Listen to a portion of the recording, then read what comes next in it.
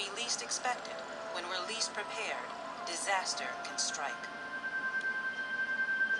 And few disasters are as unsettling as an earthquake. So it's important for you to... Oh, right!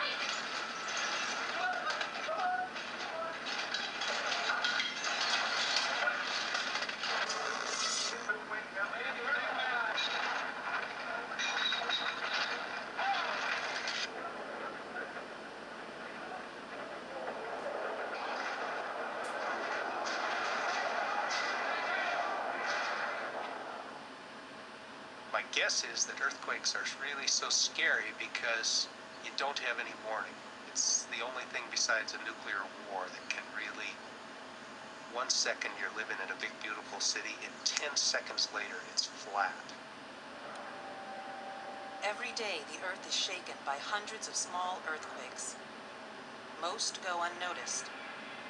They usually occur along the boundaries of the thin plates that cover the Earth like an eggshell. Driven by the heat deep within the Earth's core, the plates grind against each other on long lines called faults. When the plates find their motion blocked, stress builds up. Finally, the fault gives way. The released energy races through the Earth in the form of seismic waves. We are currently engaged in the question of, what do we say about what earthquakes might occur in the near future. We can't predict them. So we can't tell you that there's a 50% probability that a big earthquake is going to occur next week. But we do have information about when the probabilities of earthquakes are higher and lower.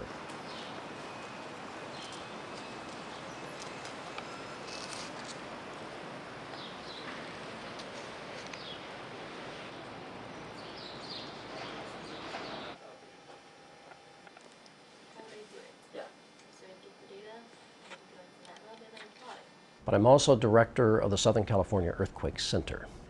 So the Earthquake Center is a pretty big organization. It involves something like 65 different institutions. It's based at USC, but there are many universities and research organizations around the country, around the world, that participate in SCEC. So SCEC is what we call the Southern California Earthquake Center. There's over probably 800 experts that are currently working on SCEC projects in many different areas of earthquake science and also trying to communicate earthquake information to the general public. We're trying to work on sort of earthquake weather. What about, what are the current probabilities of earthquakes this week or next week, and how do they differ from the earthquake probabilities we had 1 month ago? Well, I'll give you an example of a discovery that we've made. There are a class of faults, big faults, with lots of earthquakes on them, where the earthquakes are very predictable, where we can actually begin to predict the fact that these earthquakes will occur, and we can sort of see them coming. But that turns out to be a class of faults that are only out in the middle of the oceans. They're what are called oceanic transform faults. They are an important class of faults from a plate tectonics point of view. By studying those faults, we have been able to learn about processes which give rise to earthquakes and show us that these earthquakes are very predictable. And we're hoping to learn by those discoveries about earthquakes that occur in other parts of the world. And so there have been a number of discoveries, for example, here in California, that give us some optimism that we might be able to begin to observe the deeper processes that give rise to earthquakes. Earthquakes occur in the upper 20 kilometers of the brittle crust, where faults are locked and friction, and the plates are pushing these faults, and eventually the faults will break, and that's when you get an earthquake. But below those faults, there are processes occurring where the Earth is actually moving in a more steady way. And that transition from the steady movement at depth to the jerky movement at the surface is something we don't understand. And we suspect by looking at the transition from that jerky movement to the steady movement at depth, there's a transition zone where we might be able to observe some very interesting phenomena.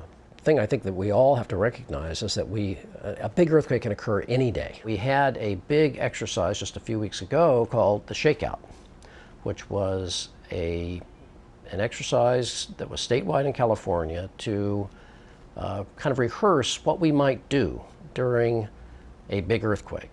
That shakeout exercise was really developed here at SCEC. That's one of the important types of projects that we have, is communicating with the general public about what big earthquakes can do and how to prepare for them.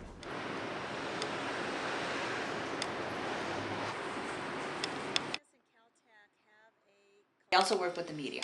So part of what we do is we go out and we train them on how to talk about earthquakes. So when they do interviews, they can provide the best information that they can to the public.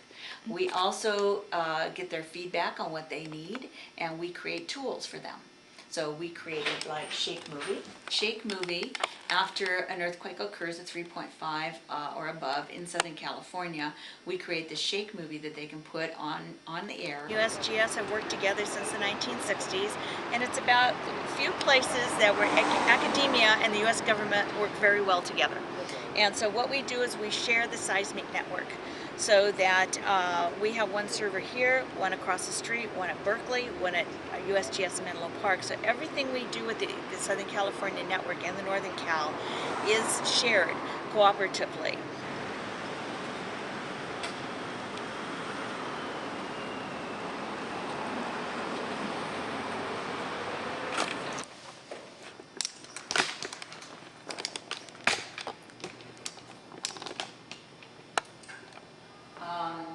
That we show them.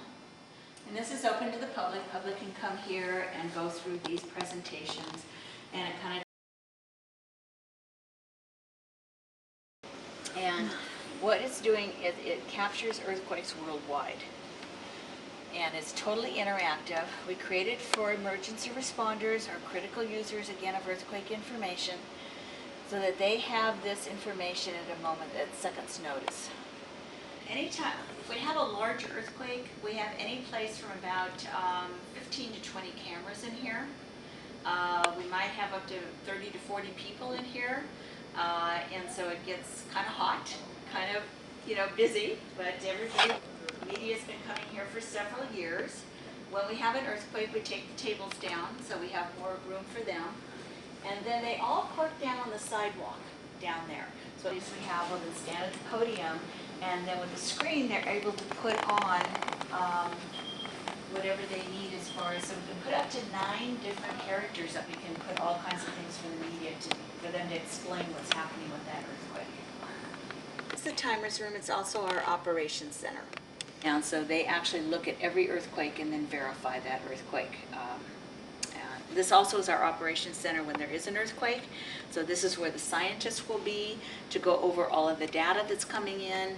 We also have a seat here for representatives from CalEMA. So they come here and they're on campus as well. We have 2 people from CalEMA, one at USGS, one over in earthquake engineering. They come here, they have a spot here. Our media people sit over here and direct the media.